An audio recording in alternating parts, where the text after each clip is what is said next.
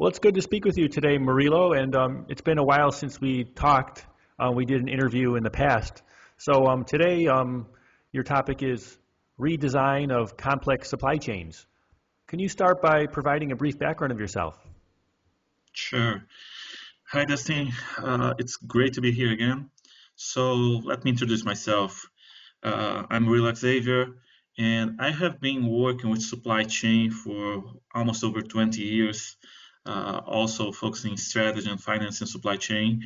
I worked for some of the Fortune 500 companies in Brazil and United States. I'm also the author of some books on strategic sourcing and project management. And I spent a great part of my career working as a consultant for Pricewaterhouse Coopers and as a capital controller at Nestlé Waters. Uh, Currently, I work for HP, where I develop new strategies to transform supply chain and make the company more competitive. Uh, Also, my undergraduate was in industrial engineering, and I have an MBA from Michigan State University and a few supply chain certifications from APICS and from ISM. So quite a good experience in supply chain, and I'm glad to come here, talk to you, and share some of my experience about complex supply chains. Thank you. Well, what is involved in the redesign of complex supply chains? It's a very, very interesting topic. I love to talk about supply chain and all their complexity. And let me just give you some background on that. What makes a supply chain complex? And for that, let's go back to the 80s when most of the supply chains were still very vertical integrated.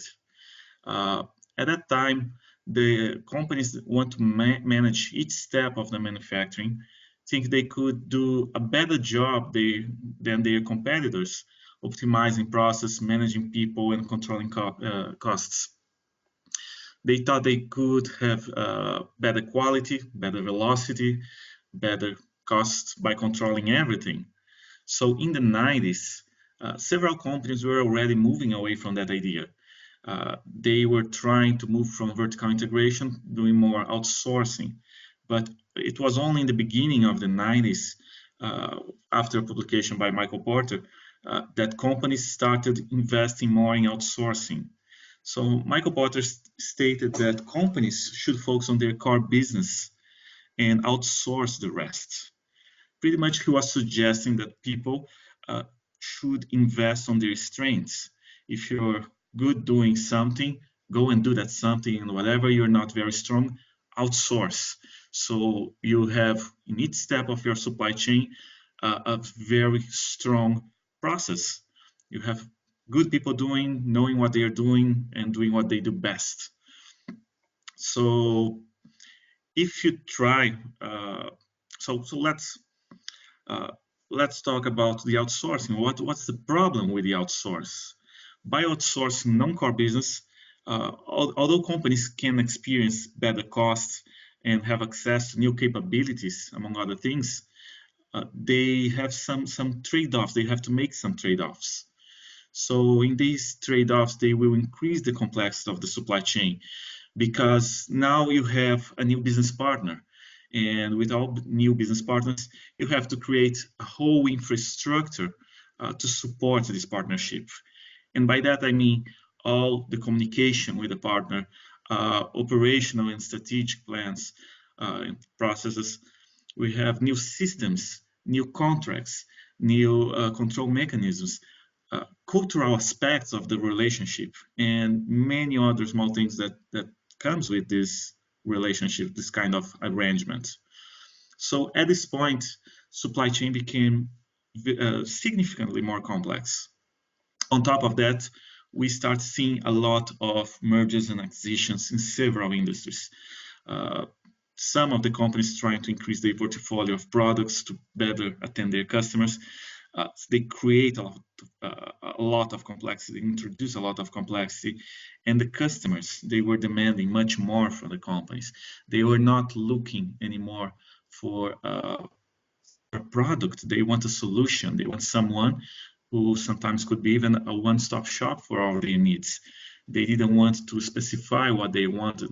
In most of cases, they could just go to, they want to go to one of their suppliers and say, hey, this is my problem. What do you have for me? And the companies then had to improve and reinvent themselves. So we are talking about companies with a massive number of suppliers, partners, who acquire new business, different technologies, and a very different customer base than what we had in the 80s and 90s. So all this evolution caused a lot of complexity in our supply chain.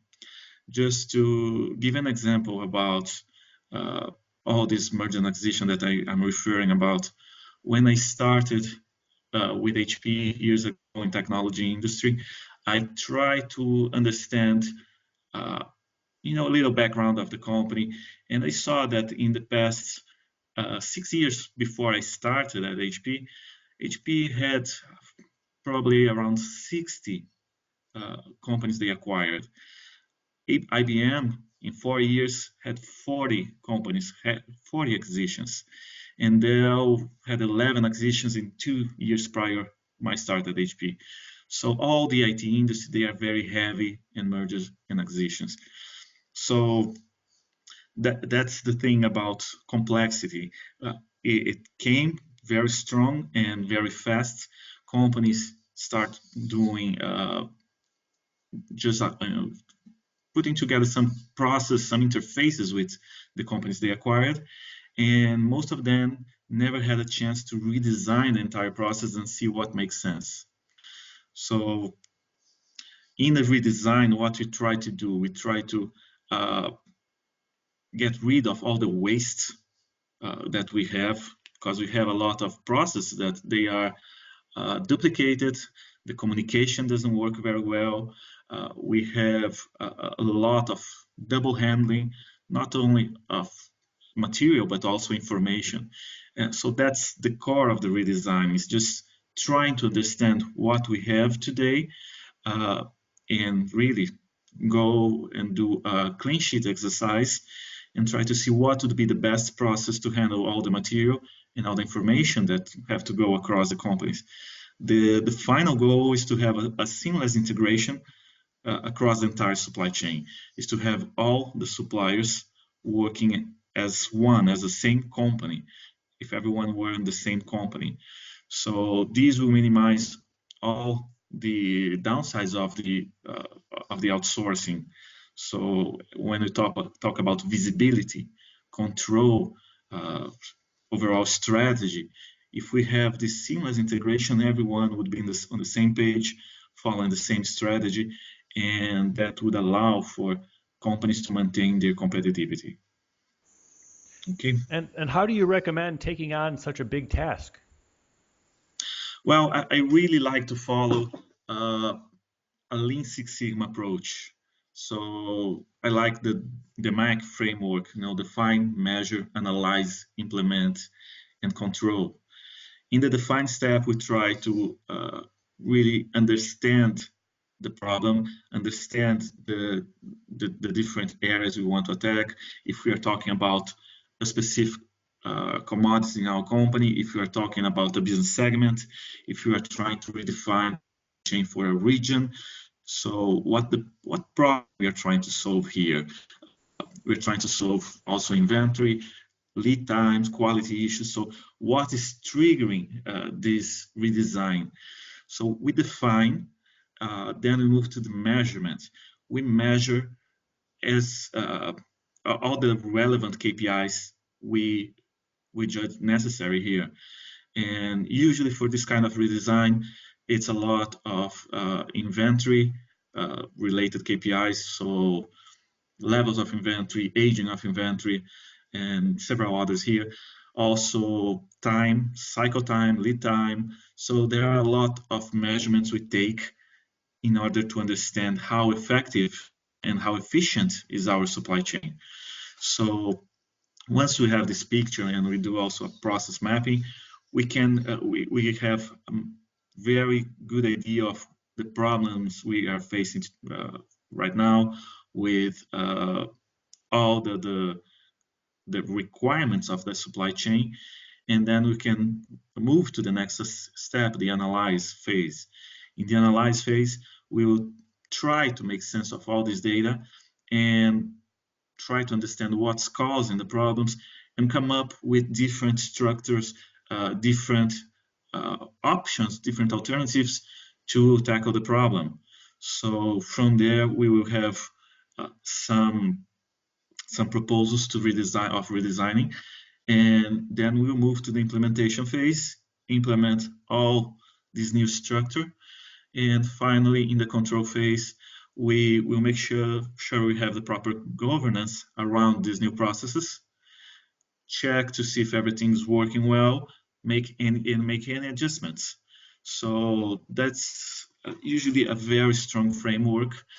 So we based the redesign on data, and we keep measuring and making sure that we have the best solution implemented. And do you have any success stories?